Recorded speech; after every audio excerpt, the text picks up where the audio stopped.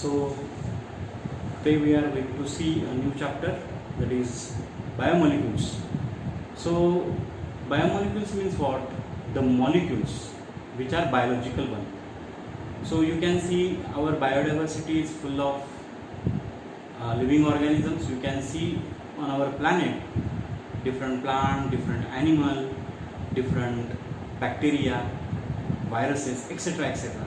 So all the living organisms you can find on our planet.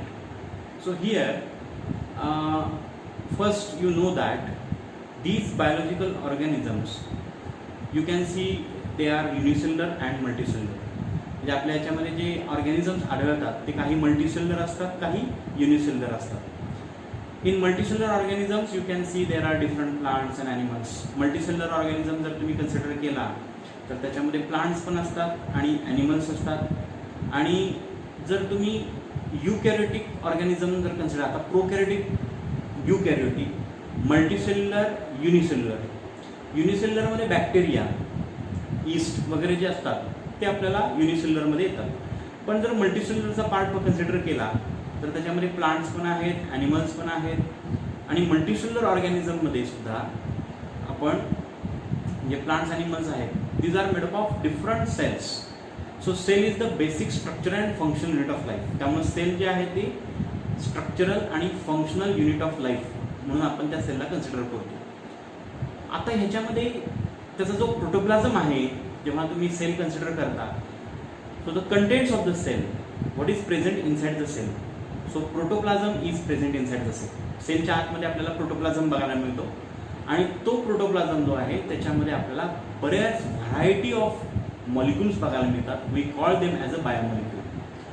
जेव्हा तुम्ही earth crust मधले काही elements consider केला किंवा ॲनिमल्स किंवा प्लांट सेलमधला एलिमेंट्स कन्सिडर केला तर ऑलमोस्ट प्लांट्स, ॲनिमल्स आणि अर्थ क्रस्ट यांच्यामध्ये तुम्हाला सेम मॉलिक्युल्स बघायला मिळतील.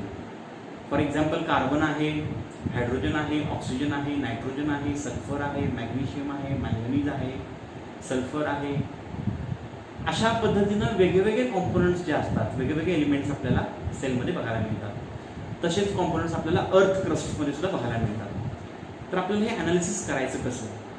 तर ॲनालिसिस करताना basically we have to take the tissue, whether it is from liver or it may be any plant tissue. जर तुम्ही कुठलाही प्लांट टिश्यू घेतला असेल किंवा कुठलाही लिव्हर टिश्यू जर बघितला किंवा तुम्ही बॅक्टेरियल पेस्ट जरी घेतली, बॅक्टेरियल पेलेट जरी घेतलं, and when you crush that into the trichloroacetic acid, जेव्हा तुम्ही त्याला ट्रायक्लोरोॲसिटिक ॲसिडमध्ये क्रश केलं तर त्याच्यापासून तुम्ही ते जे फिल्ट्रेट मिळवतात इन द चीज क्लॉथ किंवा एखादा पांढरं फडकं जे असतं, चीज क्लॉथ असेल किंवा कॉटन क्लॉथ असेल, त्याच्यामधनं तो एक्स्ट्रॅक्ट तुम्ही फिल्टर केला तर खाली जे येतं that is we called it acid soluble पूल.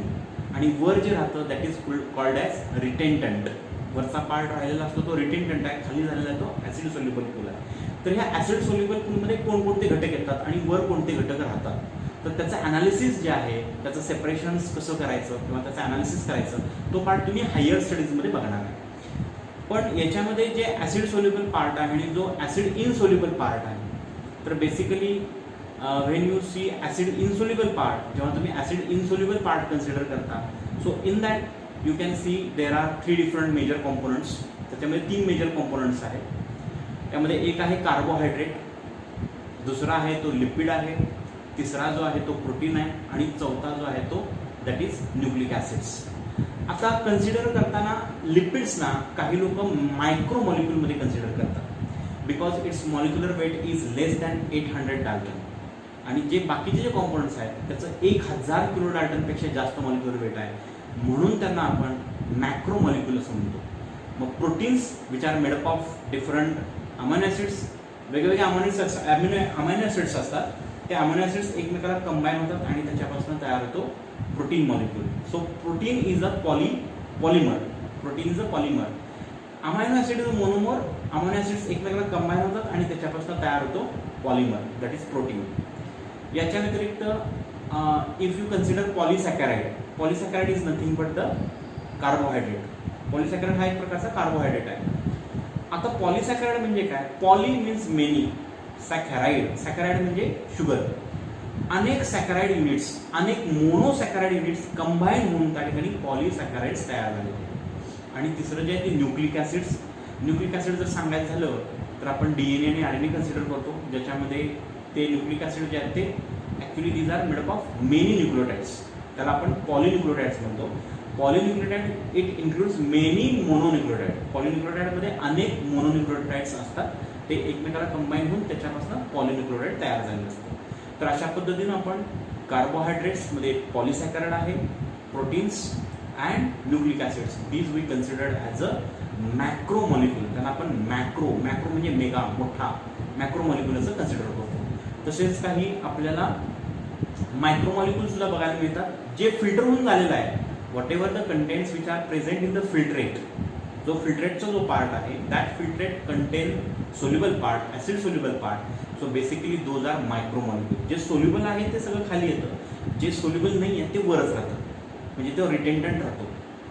लिपिडला बऱ्याच जणांनी मॅक्रो मॉलिक्यूल कन्सिडर केलेलं आहे, काही जण त्याला मायक्रो मॉलिक्यूल म्हणतात, but many of them considered as a micro molecule because it's molecular weight is below 800 dalton. आपल्याला कॉम्पोनंटचं मॉलिक्युलर वेट बसताना डाल्टन वगैरे मोजतो, प्रोटीन असेल किंवा हे जे लिपिड्स असतात त्याचं मॉलिक्युलर वेट जर डिटरमाइन करायचं झालं, we measure them in dalton. So in this biochemistry of cell you can see different chemicals. Biochemistry means what? Biochemistry means biological chemistry. आणि या बायोलॉजिकल केमिस्ट्रीमध्ये आपल्याला जनरल आयडिया मिळते कशाची, तर in this we can see different chemistry of the living organisms. वेगवेगळे जे living organisms आहेत त्याची केमिस्ट्री, त्याच्यामध्ये कशा पद्धतीने रिॲक्शन्स होत असतील, whatever chemicals taking place, chemical reactions which are taking place in that cell, how the communication between the cell and takes place in the cell. म्हणजे कशा पद्धतीनं केमिकलचं कम्युनिकेशन, केमिकल थ्रू कम्युनिकेशन जे आहे, different biochemical reactions are taking place.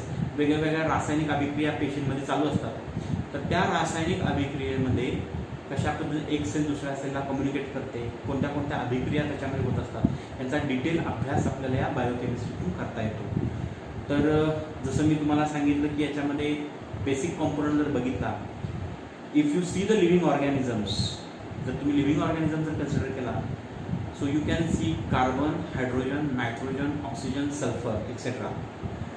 आता ह्याच्यामध्ये जर तुम्ही लिव्हिंग ऑर्गॅनिझम आणि अर्थ क्रस्टचं जे मटेरियल आहे त्यांचं कंपॅरिझन केला, carbon, hydrogen, oxygen, nitrogen, sulphur हे घटक तुम्हाला लिव्हिंग ऑर्गॅनिझममध्ये जास्त बघायला मिळतील as compared to that of material which has been extracted from the earth crust.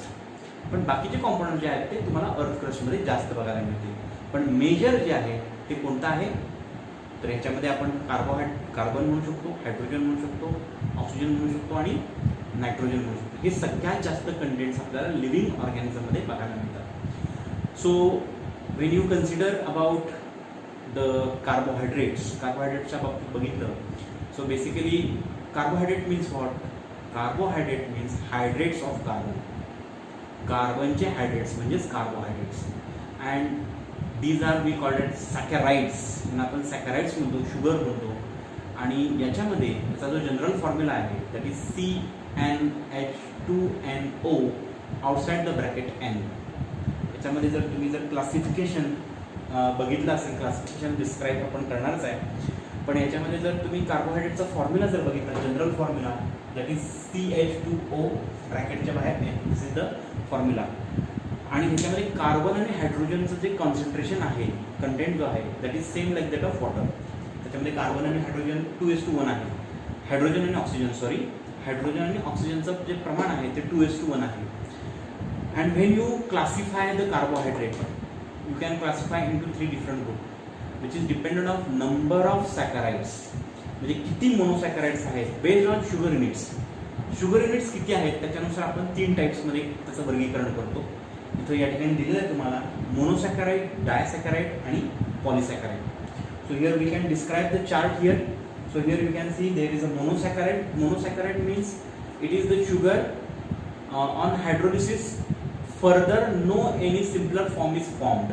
म्हणजे ज्याचा हायड्रोलिसिस केल्यानंतर अजून सिम्पल युनिट त्याचा मिळत नाही आहे, जो सिंगल युनिट आहे त्याला आपण मोनोसॅकराइड म्हणतो.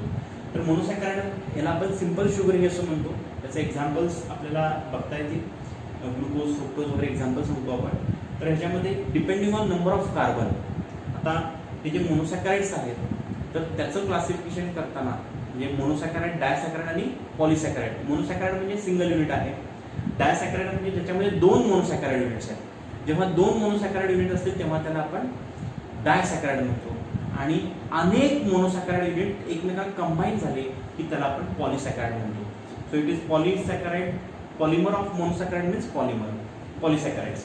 सो हिअर मोनोसॅकराइड मध्ये तुम्हाला ट्रायोज, टेट्रोज, पेंटोज, हेक्झोज आणि हेप्टोज, त्याच्यामध्ये depending on number of carbon, त्या शुगरमध्ये किती कार्बनची संख्या आहे त्याच्यानुसार हे वर्गीकरण आहे.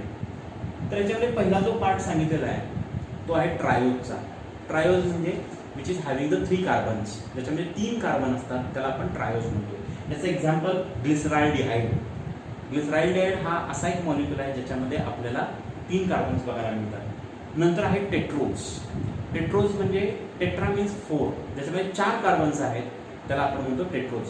टेट्रोजचं एक्झाम्पल सांगता येईल आपल्याला, एरिथ्रोज हे एक्झाम्पल आहे. Then pentose. Pentose means 5 carbon atoms which is having the 5 carbons. In this we can give the example of glucose, fructose and second one you can pentose. Pentose means 5 carbon atoms. त्याच्यामध्ये तुम्हाला 5 carbons बघायला मिळतात. त्याच्यामध्ये रायबोज आहे, DNA मध्ये डीऑक्सिरायबोज sugar असतो, RNA मध्ये रायबोज sugar असतो. आणि त्याच्यानंतर हेक्झोज. हेक्झोजमध्ये 6 कार्बन असतात, 6 कार्बन ॲटम असलं तर हेक्झोज म्हणतो. आणि त्याच्यामध्ये आपण ग्लुकोज, फ्रुक्टोज, त्याच्यानंतर गॅलॅक्टोज हे एक्झाम्पल्स आपल्याला त्या ठिकाणी बघायला मिळतात. हेप्टोज. हेप्टोजमध्ये 6 कार्बन ॲटम्स असतात, त्याचं एक्झाम्पल आहे सिडो हेप्टोज. तर अशा पद्धतीचे हे मोनोसॅकराइड युनिट्स आहेत. बेसिकली ग्लुकोज जे आहे, ग्लुकॉन डी वगैरे म्हणतो आपण ते ग्लुकोज. फ्रुक्टोज जे फ्रूट शुगर्स असतात, आणि गॅलॅक्टोज जे आहे ते लॅक्टोजचं ब्रेकडाऊन केल्यानंतर लॅक्टोजचा प्रॉडक्ट आहे तो. After hydrolysis of lactose galactose is form. त्याच्यानंतर डायसॅकराइड. डायसॅकराइड म्हणजे ज्या शुगरचं the sugar which after hydrolysis produces 2 sugar units. असा शुगर मॉलिक्यूल ज्याचा हायड्रोलिसिस झाल्यानंतर 2 मॉलिक्यूल्स तयार होतात. एक आहे त्याच्यामध्ये example sucrose. Sucrose is nothing but the cane sugar. आपल्या उसाचा जो रस असतो that is nothing but the cane sugar, त्याला आपण सुक्रोज म्हणतो. घरात जे आपण चहासाठी साखर वगैरे वापरतो that is sucrose. After hydrolysis it can use 2 molecules, glucose and fructose. नंतर सेकंड आहे लॅक्टोज. लॅक्टोजला आपण मिल्क शुगर म्हणतो, जे दुधामध्ये आढळतं. त्याचं जेव्हा हायड्रोलिसिस होतं तेव्हा त्याच्यामध्ये ग्लुकोज आणि गॅलॅक्टोज असे 2 युनिट्स बघायला मिळतात. आणि तिसरा आहे माल्टोज, ज्याला आपण माल्ट शुगर म्हणतो. माल्टोजचं हायड्रोलिसिस झाल्यानंतर 2 ग्लुकोज मॉलिक्यूल्स तयार होतात.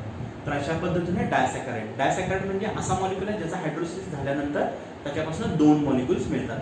याच्यामध्ये पहिलं एक्झाम्पल तुम्हाला सांगितलं सुक्रोज. सुक्रोजचं ब्रेकडाऊन झालं की एक तयार होतो ग्लुकोज आणि दुसरा तयार होतो फ्रुक्टोज. लॅक्टोज जो आहे त्याचं ब्रेकडाऊन झालं की त्याच्यापासून ग्लुकोज आणि गॅलॅक्टोज असे 2 युनिट मिळतात.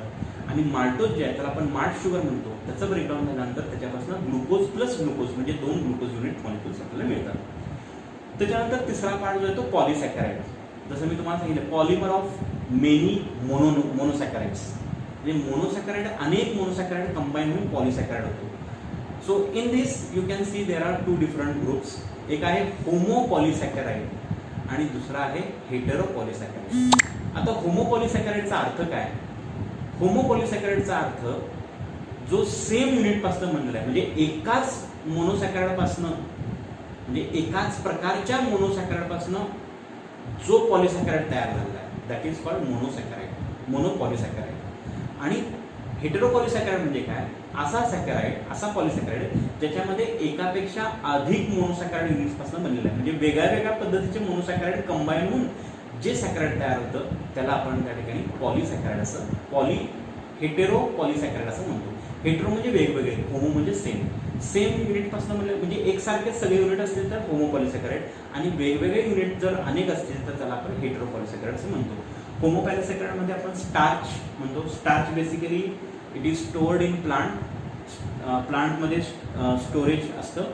वनस्पतीमध्ये बटाटा जो असतो, पोटॅटो, त्याच्यामध्ये स्टार्च स्टोअर असतं, माहिती आहे तुम्हाला, कंदमुळं वगैरे असतात त्याच्यामध्ये स्टार्च असतं. तर तो स्टार्च जो आहे तो अनेक ग्लुकोज मॉलिक्यूल्स एकमेकाला कंबाईन होऊन तयार झाला आहे. सेल्युलोज जो आहे तो ॲक्च्युली सेल वॉल कॉन्स्टिट्युएंट आहे, आणि ग्लायकोजन जे आहे ते ॲनिमलमध्ये स्टोरेज, जनरली ॲनिमल्समध्ये, मसल्समध्ये आणि दुसरं लिव्हरमध्ये ग्लायकोजन स्टोअर होतं. ग्लायकोजन हे सुद्धा अनेक ग्लुकोज युनिटपासून तयार झाले आहेत, म्हणून ह्यांना आपण होमोपॉलिसॅकॅराइड, म्हणजे सगळे युनिट जे आहेत हे स्टार्च असेल, सेल्युलोज असेल, ग्लायकोजन असेल, सगळे एकाच प्रकारच्या मॉलिक्युल्सपासून तयार झालेले आहेत, म्हणून त्याला आपण होमोपॉलिसॅकॅराइड असं म्हणतो. आणि दुसरं जे आहे ते हेटेरोपॉलिसॅकॅराइड, ज्याचं एक्झाम्पल आहे हायलुरोनिक ॲसिड, त्यानंतर हेपॅरिन आहे जो ब्लड कॉम्पोनंट आहे, त्याच्यानंतर कॉन्ड्रायटिन सल्फेट आहे. तर हे जे मॉलिक्युल्स असतात तर त्यांना आपण या ठिकाणी हेटेरोपॉलिसॅकॅराइड असं म्हणतो. So this is the general classification of the carbohydrate. Thank you.